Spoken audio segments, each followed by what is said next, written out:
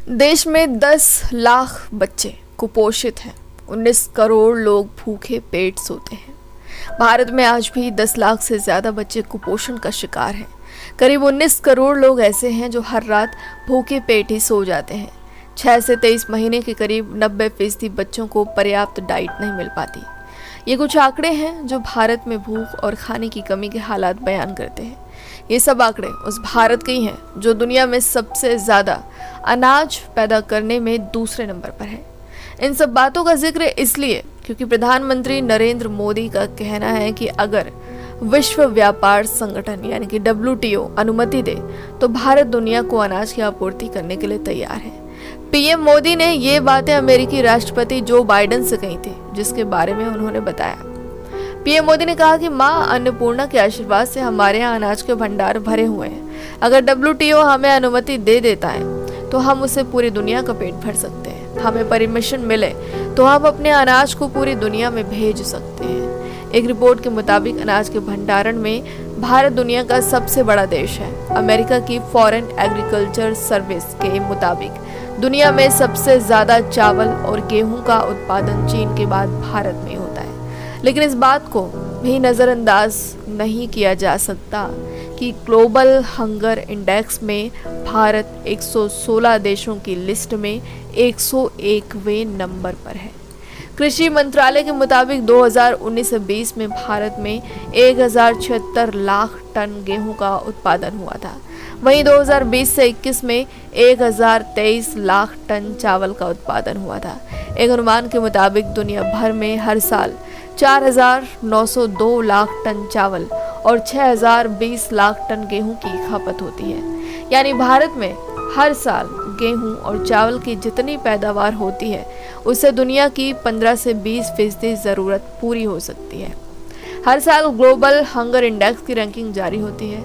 2021 में भारत इस रैंकिंग में 116 देशों की लिस्ट में 101वें नंबर पर रहा था।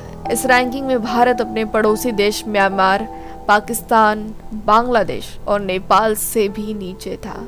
2020 में भारत 117 देशों में 94वें नंबर पर था। यानी एक साल में ही भारत की रैंकिंग 7 पायदान गिर गई। ग्लोबल हंगर इंडेक्स की रिपोर्ट कहती है इसलिए भी अहम है क्योंकि ये दुनिया भर में भूख के खिलाफ चल रहे अभियानों की उपलब्धियों और नाकामियों को बताती है। इससे पता चलता है कि किसी देश में भूख की समस्या कितनी ज़्यादा है। हालांकि सरकार इस इंडेक्स को नहीं मानती है। सरकार का कहना है कि ये रिपोर्ट सही आधार पर तैयार नहीं की जाती। भले ही सरकार इस रिपोर्ट को नहीं मानती, लेकिन सरकार की एक रिपोर्ट खुद इसको मानती है कि भारत में आज भी लाखों बच्चों को सही पोषण नहीं मिल रहा है। इसी साल फरवरी में लोकसभा में महिला एवं बाल विकास मंत्री स्मृति ईरानी ने बताया था कि देश में 7.7% बच्चे ऐसे हैं जो गंभीर रूप से कुपोषित हैं। सरकार के ही एक आंकड़े ये भी बताते हैं कि देश में करीब 10 लाख बच्चे गंभीर रूप से कुपोषित हैं। पिछले साल नवंबर में नेशनल फैमिली हेल्थ सर्वे की रिपोर्ट आई थी। इस सर्वे की रिपोर्ट के मुताबिक भारत में अभी भी 5 साल से कम उम्र के 20% बच्चे ऐसे हैं जिनका वजन उनकी ऊंचाई के हिसाब से कम है। 5 साल से कम उम्र के 32% से ज़्यादा बच्चे ऐसे हैं जिनका वजन उनकी उम्र के हिसाब से कम है। इस सर्वे में ये भी सामने आया था कि 6 से 23 महीने के महज 11.3% बच्चे ही ऐसे हैं जिन्हें पर्याप्त डाइट मिलती है। यानी ऐसा करीब 90% बच्चों को पर्याप्त डाइट भी नहीं मिल पाती।